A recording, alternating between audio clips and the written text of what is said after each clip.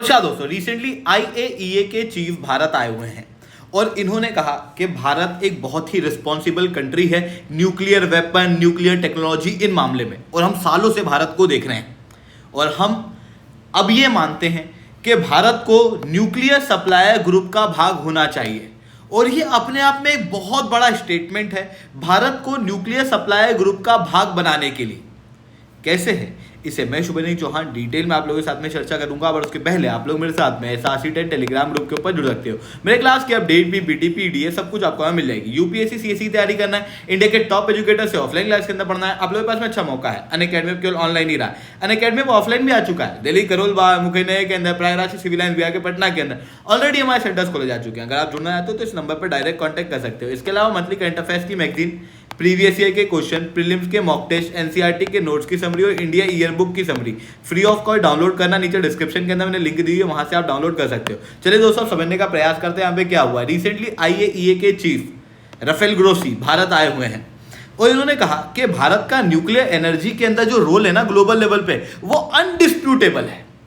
और हमें लगता है कि भारत को न्यूक्लियर सप्लायर ग्रुप का भाग होना चाहिए। इवन राफेल ग्रोसी 2014 से 16 के बीच में न्यूक्लियर सप्लायर ग्रुप के भी प्रेसिडेंट हुआ करते थे। तो इन्होंने उस समय को याद किया। इन्होंने कहा कि यार जब मैं न्यूक्लियर सप्लायर ग्रुप का प्रेसिडेंट था ना, तब मैं भारत के साथ बहुत क्लोजली काम कर रहा था और मुझे सच में ऐसा लगता था कि भारत न्यूक्लियर सप्लायर ग्रुप का भाग बने और उसके लिए हमने प्रपोजल भी पेश किया था। पर भारत उस समय पर न्यूक्लियर सप्लायर ग्रुप का भाग नहीं बन पाया। इसके अंदर दिक्कत भारत में नहीं थी, बल्कि उस समय की जियोपॉलिटी और मल्टीलेटरल डायनामिक्स के अंदर थी। और आज भी हमें लगता है कि भारत जैसे रिस्पॉन्सिबल देश को न्यूक्लियर सप्लायर ग्रुप का भाग होना चाहिए। और ये अपने आप में बहुत इंपॉर्टेंट स्टेटमेंट है भारत को न्यूक्लियर सप्लायर ग्रुप बनाने के लिए। पर बात आती है कि भारत न्यूक्लियर सप्लायर ग्रुप का भाग होना क्यों चाहता है।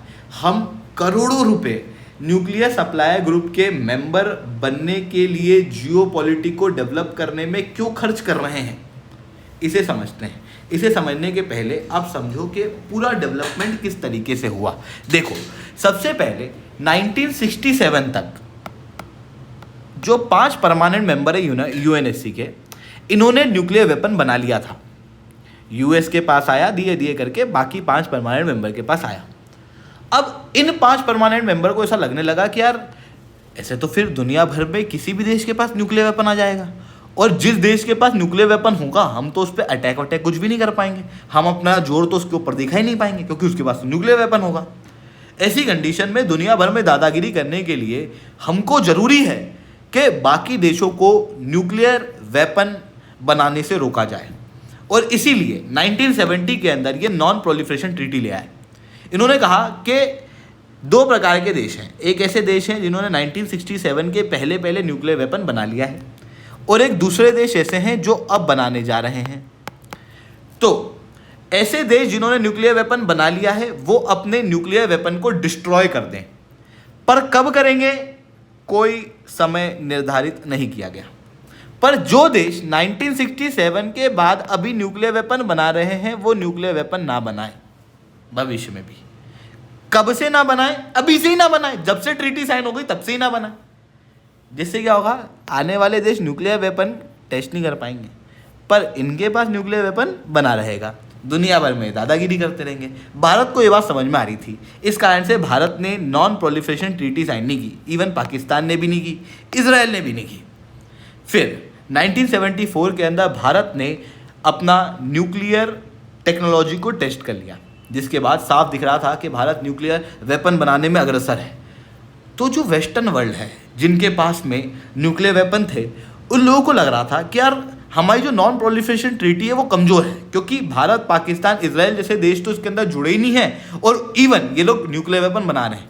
ऐसी कंडीशन में हम इनके ऊपर दादागिरी नहीं कर पाएंगे। फिर इस कारण से इनको लगा कि यार कोई और सिस्टम लेके आना पड़ेगा। इन्होंने बैठा, दिमाग लगाया, इन्होंने कहा कि काम करते हैं, भारत न्यूक्लियर वेपन तब बनाएगा ना जब भारत को न्यूक्लियर वेपन बनाने के लिए रॉ मटेरियल और टेक्नोलॉजी मिलेगी। अगर हम रॉ मटेरियल और टेक्नोलॉजी रोक दे तो क्यों ना हम भारत को या फिर जो दूसरे देश हैं उनको न्यूक्लियर वेपन बनाने के लिए जो रॉ मटेरियल और टेक्नोलॉजी का एक्सपोर्ट होता है उसी को कंट्रोल कर लें, तो फिर हम उनके न्यूक्लियर वेपन के प्रोग्राम को भी कंट्रोल कर लेंगे। इसी कारण से इन्होंने बनाया nuclear supplier group. Basically nuclear supplier group आपको समझ में आ गया होगा, एक एक्सपोर्ट कंट्रोल रिजाइम है, जिस तरीके से ऑस्ट्रेलिया ग्रुप, MTCR, वसेनार एग्रीमेंट है, ये चारों ही एक्सपोर्ट कंट्रोल रिजाइम देखने को मिलते हैं। चौंका देने वाली बात यह है कि इन 3 ग्रुप का भाग इंडिया है। इंडिया 2016 के अंदर मिसाइल टेक्नोलॉजी कंट्रोल रिजाइम का भाग हो चुका है। वसेनार अरेंजमेंट का भाग हम लोग 1995 के अंदर जो बना है उसका 2017 में हम हो चुके हैं, और ऑस्ट्रेलिया ग्रुप के अंदर भी हम लोग जुड़ चुके हैं। इन तीनों ही ग्रुप का भाग चाइना होना चाहता है, पर चाइना इन तीनों का भाग नहीं है, क्योंकि चाइना की एक्सपोर्ट टेक्नोलॉजी के अंदर काफ़ी दिक्कतें हैं। वो काफ़ी गलत तरीके से गलत कंट्रियों को सामान एक्सपोर्ट करता है। इवन जो न्यूक्लियर वेपन के मटेरियल उन्होंने पाकिस्तान को एक्सपोर्ट किए और जिस तरीके से इरिस्पॉन्सिबली उस पूरे मैटर को उन्होंने हैंडल किया, उसके बाद से पाकिस्तान को और किसी एक्सपोर्ट कंट्रोल रिजाइम का भाग नहीं बनाया जाता, जबकि चाइना इन ग्रुप के अंदर रेगुलर अप्लाई करता है। वहीं न्यूक्लियर सप्लाई ग्रुप के अंदर भारत बिल्कुल एलिजिबल है। भारत एक बहुत ही रिस्पॉन्सिबल स्टेट है, भारत यहाँ अप्लाई करता है, पर चाइना जो है वो यहाँ पर भारत की मेंबरशिप को रोक देता है। तो ये है nuclear supply group. Nuclear supply group basically ऐसी कंट्रियों के लिए है जो कि आपस में न्यूक्लियर टेक्नोलॉजी को एक्सपोर्ट कर सकें, न्यूक्लियर वेपन के मटेरियल को, फॉर एग्जांपल यूरेनियम को आपस में एक्सचेंज कर सकें, एक्सपोर्ट कर सकें। अगर कोई कंट्री न्यूक्लियर सप्लाई ग्रुप का भाग है तो उसको बिना लाइसेंस के न्यूक्लियर टेक्नोलॉजी और न्यूक्लियर फ्यूल को इंपोर्ट करने की अनुमति और एक्सपोर्ट करने की अनुमति भी अवेलेबल है। पर किसी भी कंट्री को अगर न्यूक्लियर सप्लाई ग्रुप का भाग बनना है तो उसे नॉन प्रोलिफरेशन ट्रीटी को साइन करना पड़ेगा, ऐसा कहा गया है। पर ये एकदम हार्ड एंड फास्ट रूल नहीं है। बिना नॉन प्रोलिफरेशन ट्रीटी के भी कई सारे देश न्यूक्लियर सप्लाई ग्रुप का भाग बने थे। For example France nuclear supply group का भाग था 1992 तक, जब तक उसने नॉन प्रोलिफरेशन ट्रीटी को साइन नहीं किया था। 1992 के बाद उसने साइन किया, पर उस समय तक वो न्यूक्लियर सप्लाई ग्रुप का भाग हुआ करता था। ऐसी कंडीशन में भारत का कहना सीधा है कि भाई हम लोग जो है वो न्यूक्लियर सप्लाई ग्रुप का मेंबर हो सकते हैं, पर चाइना का कहना यह है कि भारत को हम लोग न्यूक्लियर सप्लाई ग्रुप का भाग नहीं बनाएंगे, क्योंकि भारत ने नॉन प्रोलिफरेशन ट्रीटी जो है वो साइन नहीं की है, और इसी वजह से भारत न्यूक्लियर सप्लाई ग्रुप का भाग नहीं बन पाया।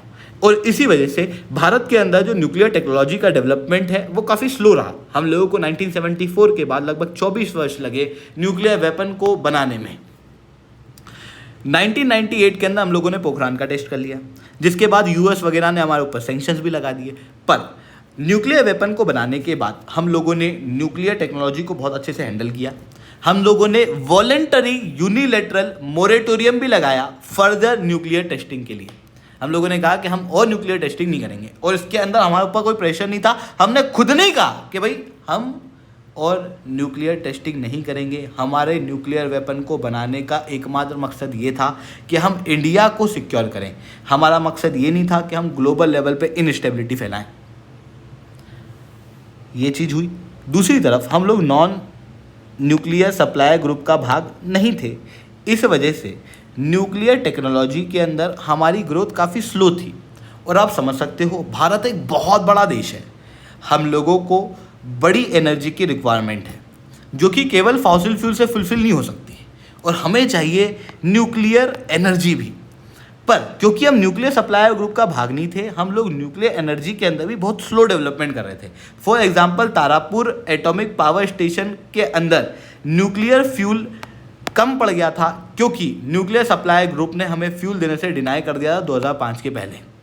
इवन हम रशिया से क्रायोजेनिक इंजन लेना चाहते थे, पर यूएस ने हमारे क्रायोजेनिक इंजन को लेने की प्रक्रिया को रोक दिया था, क्योंकि हम MTCR का उस समय तक भाग नहीं थे।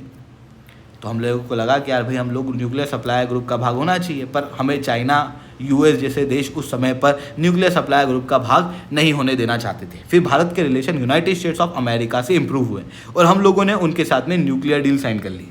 न्यूक्लियर डील साइन करने के बाद में यूएस ने भारत को एक रास्ता बताया। उन्होंने कहा कि IAEA को अलाउ कर दो अपने यहाँ आने से, और तुम्हारे यहाँ पर जो न्यूक्लियर फैसिलिटीज़ हैं उनको टेस्ट करने के लिए कह दो कि आप हमारी न्यूक्लियर फैसिलिटीज़ चेक कर सकते हो।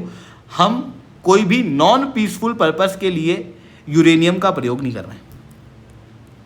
पर यहाँ पर एक तरीका अपनाना, सिविल और मिलिट्री इन दोनों के मटेरियल को अलग अलग रखना।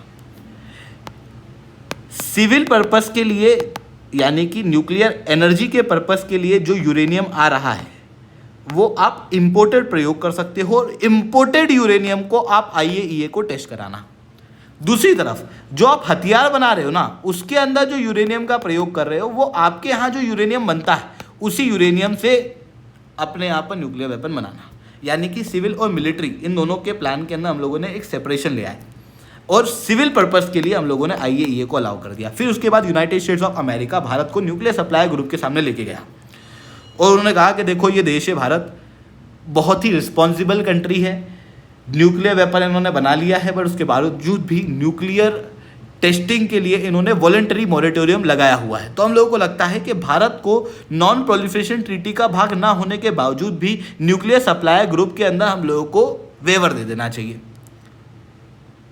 जिसके बाद न्यूक्लियर सप्लाई ग्रुप इस चीज़ के अंदर एग्री भी हो गए और हम लोगों ने एक प्लेज ली। उसके बाद भारत नॉन प्रोलिफरेशन ट्रीटी का भाग ना होने के बावजूद भी न्यूक्लियर सप्लाई ग्रुप के मेंबर से न्यूक्लियर टेक्नोलॉजी के अंदर डील कर पाता है। आज के समय पे आप देख सकते हो USSR यानी कि रशिया, फ्रांस जैसे देश भारत के अंदर न्यूक्लियर पावर प्लांट बना रहे हैं, और उनके साथ हम लोग न्यूक्लियर टेक्नोलॉजी के अंदर कॉपरेशन भी कर रहे हैं। बट फिर भी हम लोग न्यूक्लियर सप्लाई ग्रुप का भाग अब क्यों होना चाहते हैं? भाई हम लोगों को वेवर तो मिल चुका है। इसके पीछे मेजर रीज़न ये है कि कई बार हम लोगों को न्यूक्लियर टेक्नोलॉजी के अंदर डील करने में समस्याएं आती हैं। जैसे 2009 के अंदर नामीबिया के साथ में हम लोगों ने यूरेनियम के लिए डील साइन की थी। नामीबिया चौथा सबसे बड़ा यूरेनियम का प्रोड्यूसर है, पर उस समय पर नामीबिया ने दूसरी तरफ पेलिनदाबा ट्रीटी साइन कर ली, और पेलिनदाबा ट्रीटी किसी भी अफ्रीकन देश को दुनिया भर के अंदर यूरेनियम एक्सपोर्ट करने से कंट्रोल करती है, रोकती है। केवल उन्हीं देशों को जनरली यूरेनियम भेजा जाता है जो कि न्यूक्लियर सप्लाई ग्रुप का भाग है। ऐसी कंडीशन में भारत को ये यूरेनियम उस समय पे नामीबिया से नहीं मिल पाया। तो भारत को लगता है कि अगर हम लोग न्यूक्लियर सप्लाई ग्रुप का भाग हो जाएंगे तो हम यूरेनियम का इंपोर्ट और बेहतर रूप से कर सकते हैं, हम न्यूक्लियर टेक्नोलॉजी को और बेहतर रूप से बना सकते हैं। क्योंकि भारत के अंदर यूरेनियम इतना नहीं होता जितना कि हम लोगों की रिक्वायरमेंट है, इस कारण से हम लोग न्यूक्लियर सप्लाई ग्रुप का भाग होना चाहते हैं। दूसरी तरफ न्यूक्लियर टेक्नोलॉजी के अंदर अभी भी हम काफ़ी पीछे हैं, तो हम क्यों ना जो डेवलप्ड वर्ल्ड हैं उनसे न्यूक्लियर टेक्नोलॉजी लें, पर वो हमें state of the art nuclear technology बहुत जल्दी ट्रांसफ़र कर नहीं पाते, क्योंकि हम लोग न्यूक्लियर सप्लाई ग्रुप का भाग नहीं, केवल हमारे पास में वेवियर है।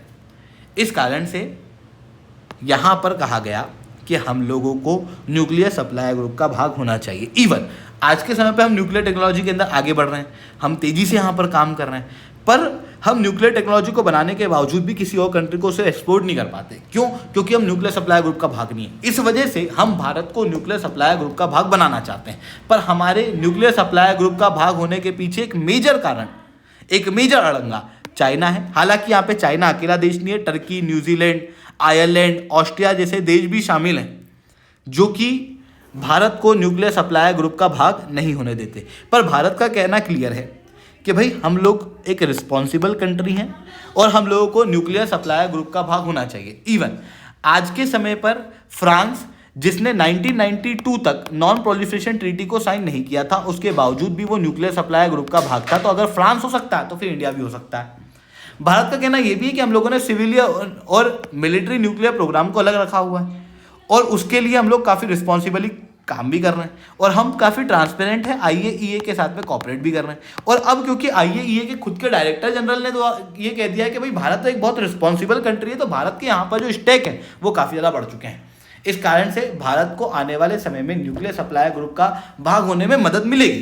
पर वही है, चाइना जो है वो हमेशा अड़ंगा लगाता रहेगा भारत को न्यूक्लियर सप्लाई ग्रुप का भाग होने से। अब यहाँ पर ना एक और जियोपॉलिटी है, पाकिस्तान भी न्यूक्लियर सप्लाई ग्रुप के अंदर प्रयास करता है कि पार्टिसिपेट करे। चाइना पाकिस्तान को सपोर्ट करता है, भारत भी न्यूक्लियर सप्लाई ग्रुप का भाग होना चाहता है, पर चाइना भारत को सपोर्ट नहीं करता। अब भारत को लगता है कि हम पाकिस्तान के पहले पहले एनएसजी का भाग हो जाएं, ताकि हम पाकिस्तान की एंट्री पूरी तरीके से रोक दें। अगर पाकिस्तान हमारे पहले चला गया तो हमारी एंट्री फिर नामुमकिन हो जाएगी। इसलिए भी हम न्यूक्लियर सप्लाई ग्रुप का भाग होना चाहते हैं। भारत न्यूक्लियर सप्लाई ग्रुप का अगर भाग हो जाएगा तो नॉन प्रोलिफरेशन ट्रीटी न साइन करने वाला एकमात्र ऐसा देश होगा जो कि न्यूक्लियर सप्लाई ग्रुप का भाग होगा, जिसकी वजह से हमारी डिप्लोमेटिक पावर ग्लोबल लेवल पे दिखेगी। न केवल डिप्लोमेटिक पावर दिखेगी बल्कि जो रीजन है उसके अंदर भारत की पावर के अंदर इजाफा भी होगा। इस कारण से हम लोग न्यूक्लियर सप्लाई ग्रुप का भाग जो है वो होना चाहते हैं, बट वही है कि जियोपॉलिटिक्स की वजह से भारत न्यूक्लियर सप्लाई ग्रुप का भाग नहीं होना चाहता। मतलब भारत काबिल भी है, भारत होना भी चाहता है, पर वही दिक्कत है कि जियोपॉलिटिक्स की वजह से भारत जो है वो न्यूक्लियर सप्लाई ग्रुप का भाग नहीं हो पा रहा है। पर उम्मीद करते हैं आने वाले समय में भारत जो है वो न्यूक्लियर सप्लाई ग्रुप का भाग हो जाए, चाइना में थोड़ी अक्ल आ जाए। तो ये चीज़ें यहाँ पर देखने को मिल रही है। अगर आप लोगों को लेक्चर अच्छा लगा हो तो लाइक करना, लेक्चर बहुत अच्छा लगा हो नीचे 7 से 10 कमेंट करना। यूपीएससी सीएससी की तैयारी करना, इंडिया के टॉप एजुकेटर से ऑफलाइन क्लास के अंदर पढ़ना है। आप लोगों के पास में अच्छा मौका है। अनअकैडमी अब केवल ऑनलाइन ही रहा है, अनअकैडमी अब ऑफलाइन भी आ चुका है। हमारे सेंटर्स ऑलरेडी खोले जा चुके हैं। अगर आप जुड़ना चाहते हो तो इस नंबर पर डायरेक्ट कांटेक्ट कर सकते हो। उसके अलावा प्रीवियस के क्वेश्चन, प्रीलिम्स के मॉक टेस्ट, एनसीईआरटी के नोट्स की समरी और इंडिया ईयर बुक की समरी अगर आपको फ्री ऑफ कॉस्ट डाउनलोड करना, नीचे डिस्क्रिप्शन के अंदर मैंने लिंक दी है, वहाँ से आप डाउनलोड कर सकते हो। ठीक है दोस्तों, आज के तक that's all from my side. जय हिंद, जय भारत।